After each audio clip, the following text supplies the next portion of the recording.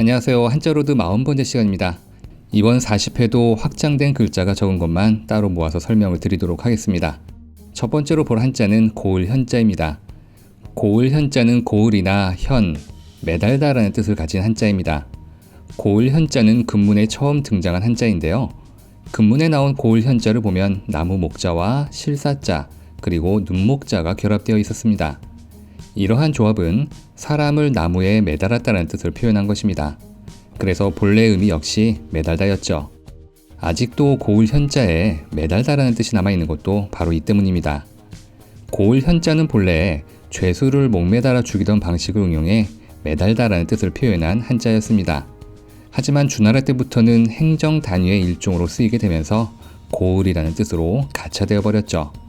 그래서 해서에서는 여기에 마음심자를 더한 매달 현자가 뜻을 대신하게 되었습니다. 그러니까 지금의 매달 현자에 있는 마음심자는 본래 의미를 살리기 위한 용도일 뿐 뜻과는 아무 관계가 없는 것이죠. 참고로 고을 현자나 매달 현자는 폰트에 따라서 글자의 형태가 조금씩 다르게 나옵니다. 하지만 모두 같은 글자입니다.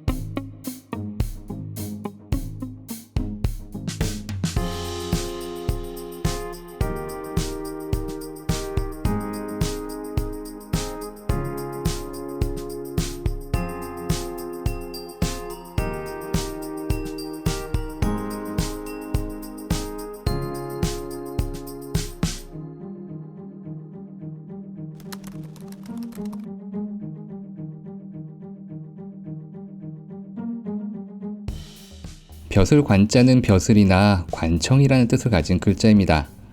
벼슬 관자는 진면자와 언덕부자가 결합된 형태죠. 언덕부자는 흙이 쌓여있는 언덕이나 구릉을 그린 것입니다.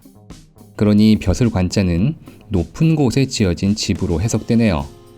하지만 벼슬 관자는 정말로 높은 곳에 지어진 집이 아니라 지위가 높은 사람들의 집이라는 뜻으로 만들어졌습니다.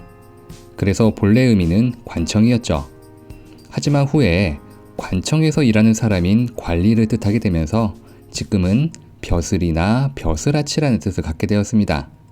그래서 소전에서는 여기에 밥식자를 더한 집 관자가 뜻을 대신하게 되었죠.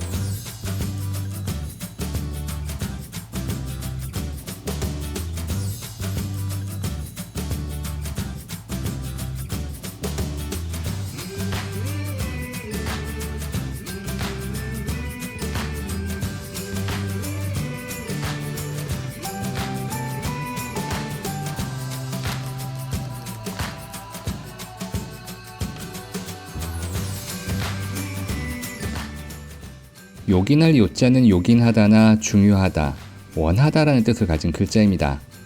요긴할 요자는 덮을 아자와 여자 여자가 결합된 형태이지만 글자의 조합은 아무 의미가 없습니다. 각골문에 나온 요자를 보면 허리에 손을 올린 사람이 그려져 있었기 때문이죠. 이것은 무희가 춤을 추는 모습을 그린 것으로 해석하고 있습니다.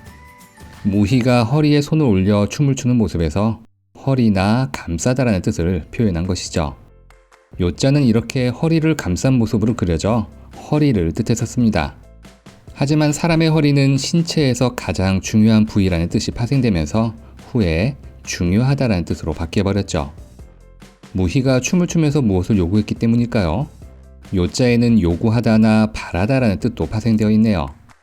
이렇게 본래의 뜻을 잃게 되면서 소전에서는 여기에 고기 육자를 더한 허리 요자가 뜻을 대신하고 있습니다.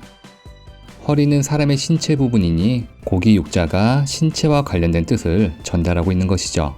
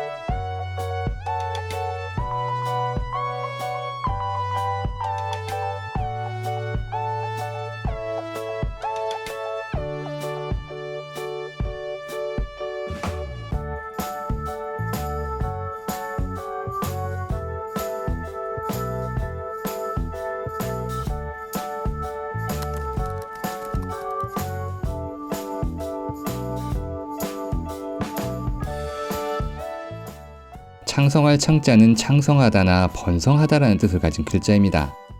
창성할 창자는 말씀 왈자 두 개가 겹쳐진 것처럼 보이지만 윗부분은 날일자이고 아래는 말씀 왈자를 그린 것입니다.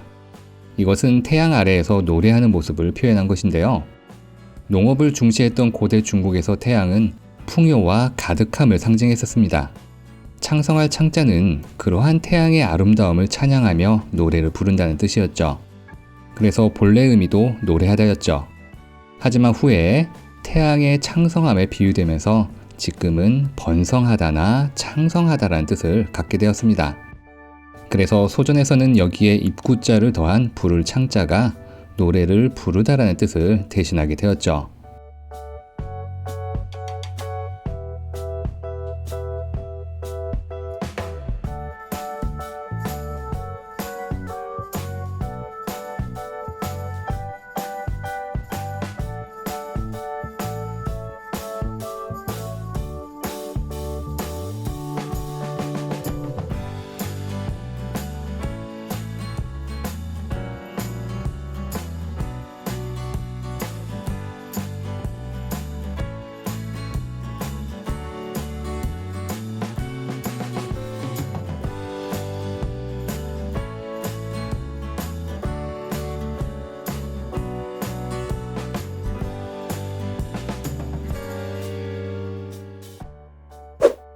그럼 조금 전에 배운 것을 복습하면서 다음에 배울 한자를 소개하도록 하겠습니다.